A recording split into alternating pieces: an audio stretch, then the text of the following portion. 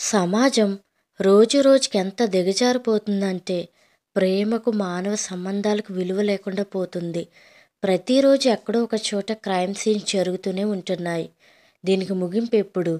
13 సంవత్సరాలు తనతో కలిసి కాపురం చేసిన భార్యను, తనకు ప్రేమను పంచిన భార్యను అనుమానమనే పెనుభూతం కారణంగా అత్యంత దారుణంగా చంపేశాడు. మూవీస్లో కూడా మనం ఇప్పటి వరకు ఇలాంటి సీన్స్ చూసి ఉండము.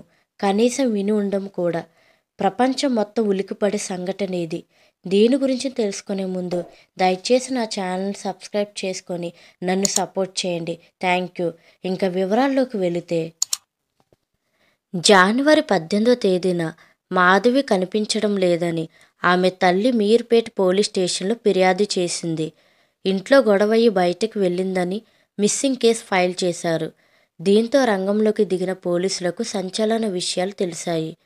సినిమా నుంచి వచ్చిన తర్వాత మాధవి ఇంట్లోకి వెళ్ళింది కానీ తిరిగి బయటకు వెళ్ళనట్లు సీసీ కెమెరాల ద్వారా గుర్తించారు. కనీసం బయటకు వచ్చిందా అంటే అదీ లేదు. పోనీ ఇంటి నుంచి బయటకు వెళ్ళే అవకాశం ఉందా అంటే అలా కూడా లేదు. దీంతో పోలీసులకు అనుమానం వచ్చి ఆమె భర్త గురుమూర్తిని విచారించారు. ఈ క్రమంలో పోలీసులకు విస్తుపోయే నిజాలు తెలిసాయి. భార్యను తానే చంపినట్లు ఒప్పుకున్నాడు. పోలీసులు తెలిపిన వివరాల ప్రకారం ప్రకాశం జిల్లా జేపీ చెరువుకు చెందిన గురుమూర్తి మాజీ ఆర్మీ ఉద్యోగి. డిఆర్డీఓలో అవుట్ సోర్సింగ్ సెక్యూరిటీగా విధులు నిర్వర్తిస్తున్నాడు.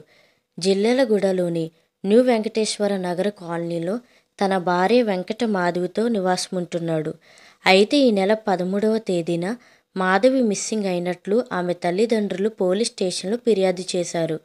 ఫిర్యాదు సమయంలో తనకేమీ తెలియనట్లుగా అత్తమామలతో కలిసి మీర్పేట పోలీస్ స్టేషన్కు వచ్చాడు.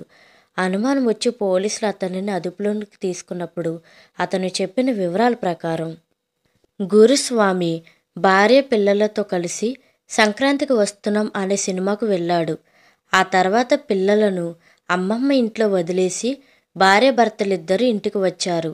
ఇంటికొచ్చిన తర్వాత భార్యాభర్తలిద్దరూ గొడవ పడ్డారు. భర్త గురుస్వామితో గొడవ పెట్టుకున్న భార్య తాళి తీసి అతడి ముఖం మీద విసిరికొట్టింది. దీంతో కోపం వచ్చిన గురుస్వామి భార్యను గోడకేసి కొట్టాడు. ఈ క్రమంలోనే ఆమె మరణించడంతో శవాన్ని మాయం చేసేందుకు కిరాతకంగా ప్లాన్ చేశాడు. ఆమెను ముక్కలు ముక్కలుగా నరికి చంపేశాడు. అంతేకాదు సాక్ష్యాధారాలు లభించొద్దనే ఉద్దేశంతో మరింత క్రూరంగా ప్రవర్తించాడు. కమర్షియల్ గ్యాస్ సిలిండర్ తీసుకొచ్చి ఆమె శరీర భాగాలను 72 గంటల పాటు కుక్కర్లో ఉడికించాడు.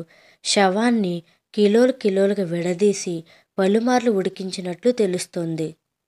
ఆపై వాటిని ఎండబెట్టి కాల్చి బూడిద చేశాడు.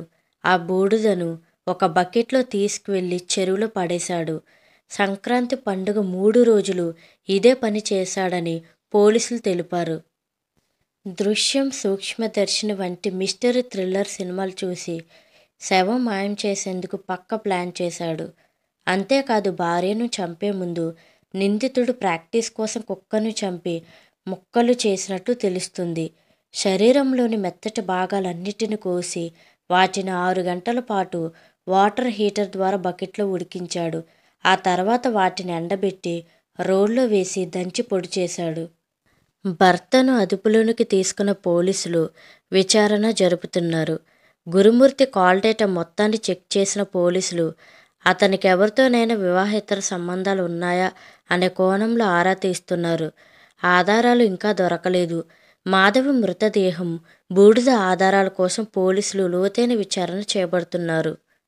ఇలాంటి క్రైమ్ సీన్స్ ఎందుకు జరుగుతున్నాయి, అంత కిరాతకంగా మనిషి ఎలా ప్రవర్తిస్తున్నాడు అనే విషయాలను నెక్స్ట్ వీడియోలో తెలుసుకుందాం. దయచేసి నా ఛానల్ సబ్స్క్రైబ్ చేసుకొని నన్ను ఫాలో అవ్వండి. Thank you for watching.